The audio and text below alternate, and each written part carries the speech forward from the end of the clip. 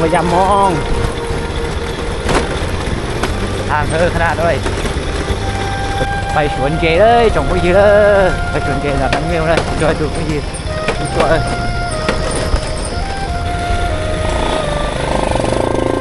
น้ำมันเป็นโลนี่น้ำมันโลอ่ะนี่เราขึ้นว่าเราน้ำมันโลนี่น้ำมันฮะ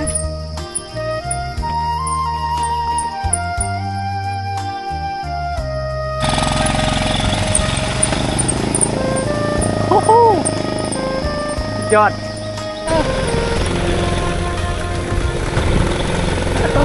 โอ้หมื่นอะไรเหยียบขี้งัวเอ้ยเหยียบขี้งัวแล้ว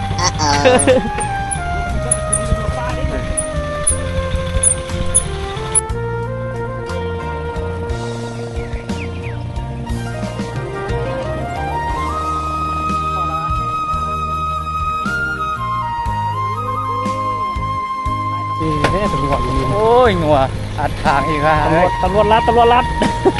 ติดใช่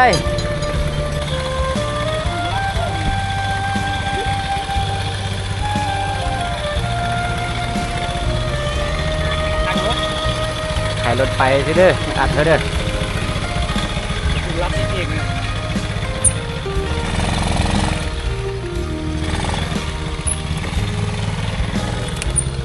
เอาเด้อส่งคนขี่มาได้ละ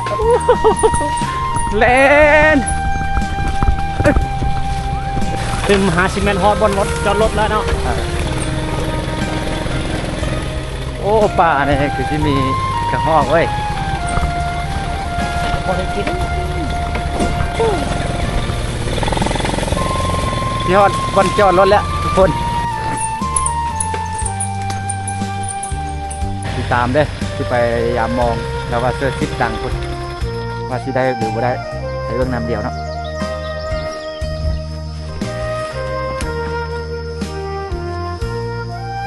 ย้อนเลยเก๋ๆเตี้ยวคนตกน้ำก็ได้บืนมาเอาได้FCเด้อติดตามเราเลยได้ป้าติดตามตัวผู้ยืนหน่อยใช่ไหมในซองซื้อซองเลยเลยละสมเพชรเนาะแอดสมเพชร1สวยติดตามซองเราได้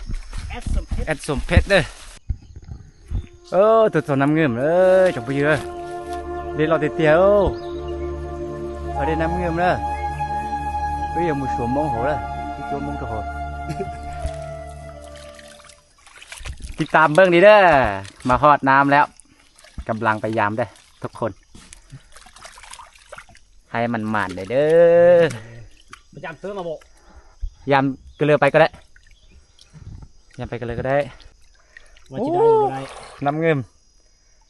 เยอะใช่เยอะป่ะมอง3มองเท่าไหร่มอง2วะลุ้นน้ำเดียวไปพุ่นวะลาดไปพุ่นวะ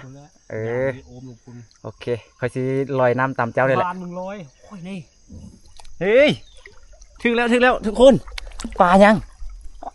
อันนี้เขาอื่นปลาอย่างเขาปลาซ็อกเกอร์ภาษาไทยปลาซ็อกเกอร์ภาษาลาวดิ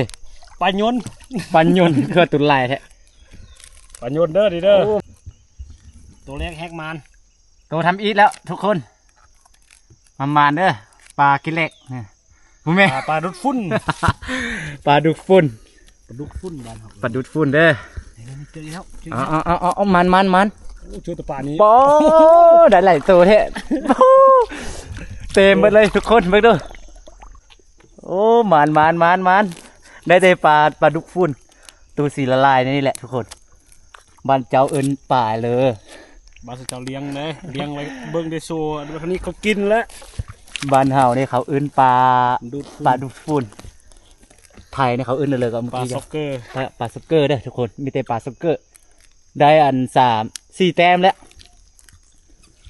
ปลาซ็อกเกอร์เด้อ4 แต้มแล้วทุกคนเอาติดตามไปเบิ่งต่อไปว่าสิหมานบ่โอ้ได้อีกตัวหนึ่งนี่แหละมีแต่ปลาลายนี่แซ่บปลาเนี่ยแซ่บก็ซีมันมีตัวคันนี้มาคันนี้โอ้ทางนั้นมีแต่กระดูกหัวมันมามีแต่กระดูกโอ้ ไปเลยไปยืนกอยเนินท่าไป ไทยใกล้ๆนี่เขาเบิ่งอ๋อโถตัวนี้ใหญ่เลยทุกคนเบิ่งเด้อนี่ใหญ่ๆโอ้ปลาดุกฟูนได้5-6เต็มแล้วมีปลาในวะนี่ขอให้ได้ปลาในจากโตให้ FC เบิ่งหน่อยเด้อ หลับปากก่อน กองอันนี้เอาจุ่มลงน้ำจะเทื่อบ่ ลง บอกเคยจุ่มมาแล้ว8 เมตรนะเมื่อยทุกคนลอยน้ำตามเราได้เอาติดตามต่อไปได้5 แต้มแล้วปานดูฟูดนี่นะเราก็พิลึกเด้อน้ำเลิกวันนี้เรามาผู้เดียวใจกล้าขนาดเด้อเบาคนเราเนี่ยถ้าค่อยผู้เดียวเนี่ยค่อยปุกการลงได้น้ำนี่ คงรถแม่ บ่ได้อยู่น้ำบ่แห้งเนี่ยบ่ต้องกลัวไม่ต้องกลัว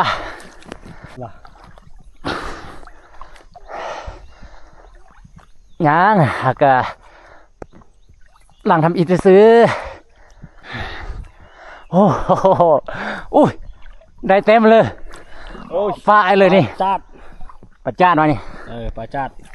ปลาจาดได้ทุกคนปลาจาดตัวบนใหญ่บนน้อยพอดีปิ้งนะเบาเราในมันเด้เด้อติดตามเราได้จึงเห็นได้ มันลอยน้ำออกกำลังกายพูดเลยสิเป็นบวมนี่มาลอยน้ำนี่เด้อได้อีกแล้วอันนี้เป็นปันนินซิเป็นปันนินเด้อนี่เด้อเอาให้ขับตรงนี้ดูตัวใหญ่ป่ะใหญ่ธรรมดาสุดยอดทุกคนจนเมื่อย ได้แต้มไปแล้วไปแทให้เบิ้งก็ได้ปันนินนี่วะปันนินโอ้ด่างหนึ่งได้ไหลแต้มปันนี้วะสุดยอดนี่เบาเหล่าเนี่ยเบาเหล่ามันเนี่ยสุดท้ายแล้วอีกก่อนได้ส่งตัวปันนี้เด้อโอ้น้อยพอดีกินได้มันนำเดียวด่านที่2มาสิได้จัดแต้มบ่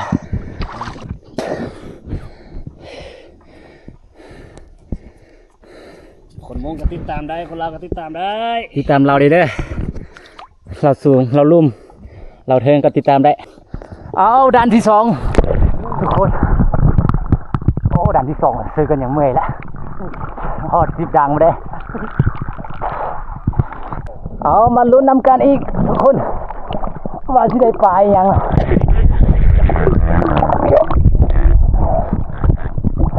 ได้สลามไปแล้ว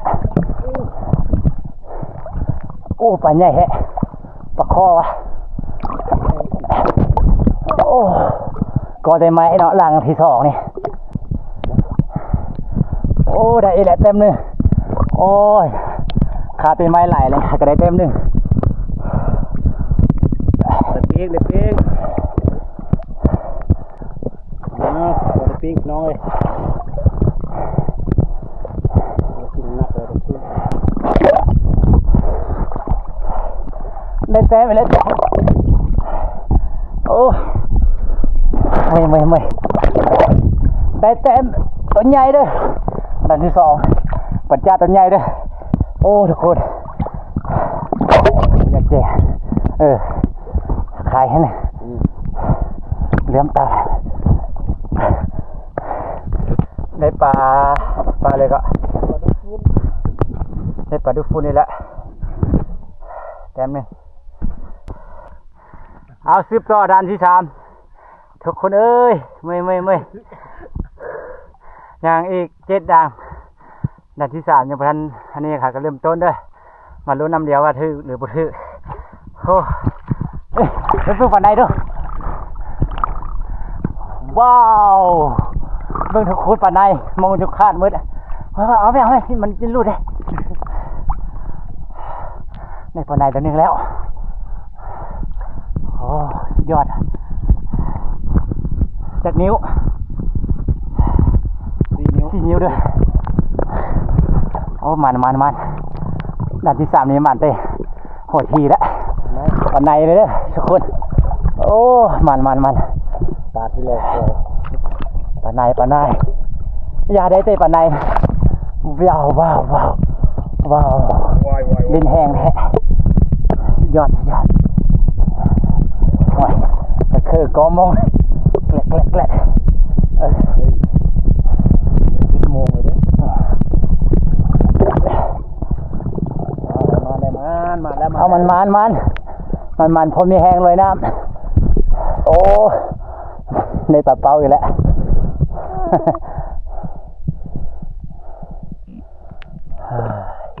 ผมเคยกินแต่เสือปลาเนี่ยไม่เคยกินอีกนุ่นปัญญนหลายเด้ออยู่ว่าบ้านเฮาเนี่ยนำเงินได้แต่ปัญญนโอ้ทางดำหมดที่เดียวเนาะได้ปัญญนได้ละ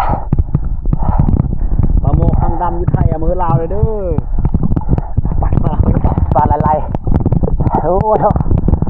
ตัวใหญ่เว้ยเอามาดูนำกันอีกด้านที่สามโอ้ยได้ปัญญนได้แล้วทุกคนปัญญนตลอดเลยวันนี้มากินปลาอย่างกินปลาโยนอย่างเดียวปัญญนเด้อได้เต็มถุงแล้วได้แต่ปัญญนบ้านเราเนี่ยมันแต่ปัญญนเลยบุญมันปันในนะโอ้ปัญญนนี่คือหลายเลยได้มื้อนี้ได้10 โลปัญญนก็พอแล้วสุดยอดทุกคนสุดยอดได้ตัวใหญ่เด้อว้าวคักในนี้นะโอ้รถนี่สามมื้อนึงก็สิไปไทยก็คือให้เบิ่งกองกับเมื่อแล้วมือกองเมื่อยแล้วเด้อลอยมาได้300 เมตรละทุกคนเอ้ยไอ้บ่าวลาวนี่ได้เต็มถุงได้หมานเด้ไอ้บ่าวลาวได้ขี่รถน่ะบ่าวลาวขี่เต็มรถได้ถุงนึงละปลาน่ะมันลุ้นปัญญูละปลาเลยโอ้บุทึกปันในโมเมนต์ปัจจัดมีคอนพูดเลยแกให้เขาเบิ่งกันง่ายดีเลยปัจจัดเอาขมือซ้ำเกิดเตะบุทึกดิอยู่ไม้ในเท้าเราเด้อมือกองมือแห้งละทุกคนเอ้ย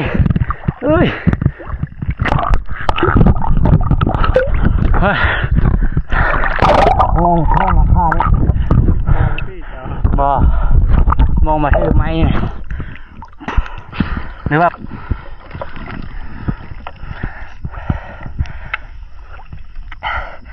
ใคร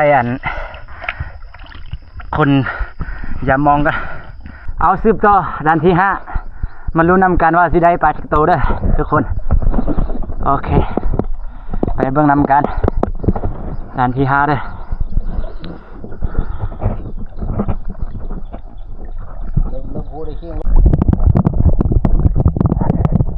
โอ้3 นิ้วโอ้ได้ปันนี้ดีแล้วสุดนี้เลยดีด้วยกันที่ป่าจริงไทย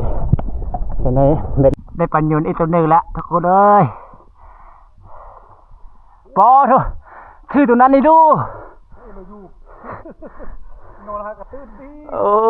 ไกลละ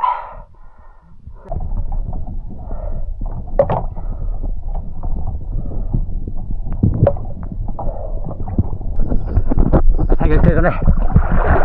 แต่ซ้ำนี้ละ4 ด้านแล้วยังอีก3 ด้านมีไดซี่ก็ยังเหลือ6 ด้านเลยยัง6 ด้านเด้อ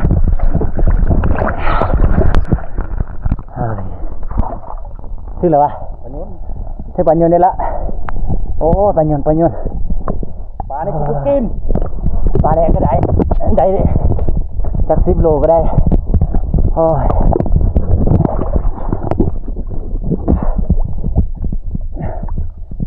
มันมีแต่คันนี้ไปนี่ ขาขี้นี่แหละ โอ้ ขานี้ไปหุ่น มีแต่กระดูกแทงหัวเลย หัวกระดูก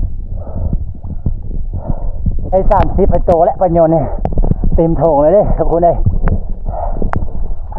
อยู่น้ำเงื่อมนี่มีปลานี้ไหลเด้อปัญญนนี่แหละไหลนะ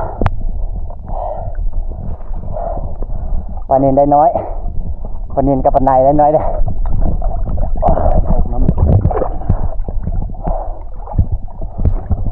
ไปจะไม่ท้าเบาเราก็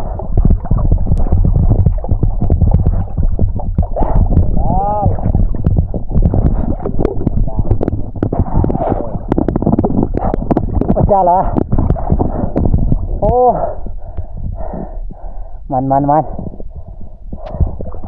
สึกตามแคมน้ำนี่ชื่อคนอยู่กลางแม่น้ำเนี่ยบ่อยากฮึกปานโอ้นี่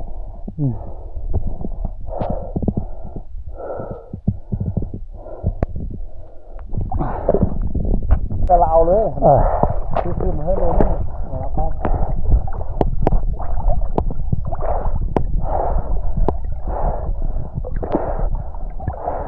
ตัดเอาคืนตัดเอาป้อมนี่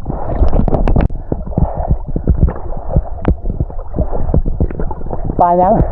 ปลาจัดเนี่ยโอ้มันเนี่ย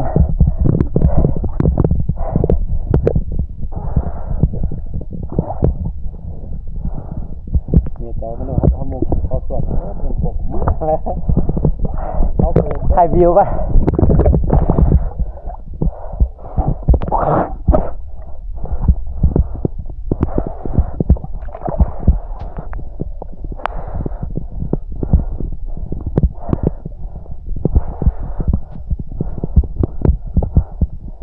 เด็ดออกแล้ว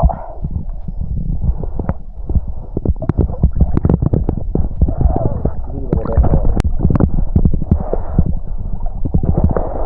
ตัวนี้งดกันแน่ซื้อของซื้อห่วงนะ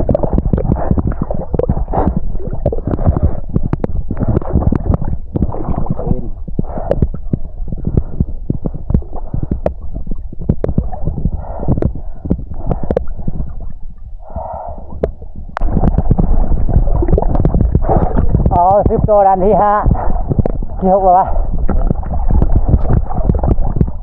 มันส่งโตเลย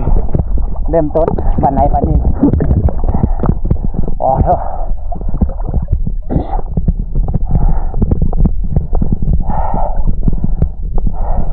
ตัวใหญ่เลยทุกคน4 นิ้วเว้ย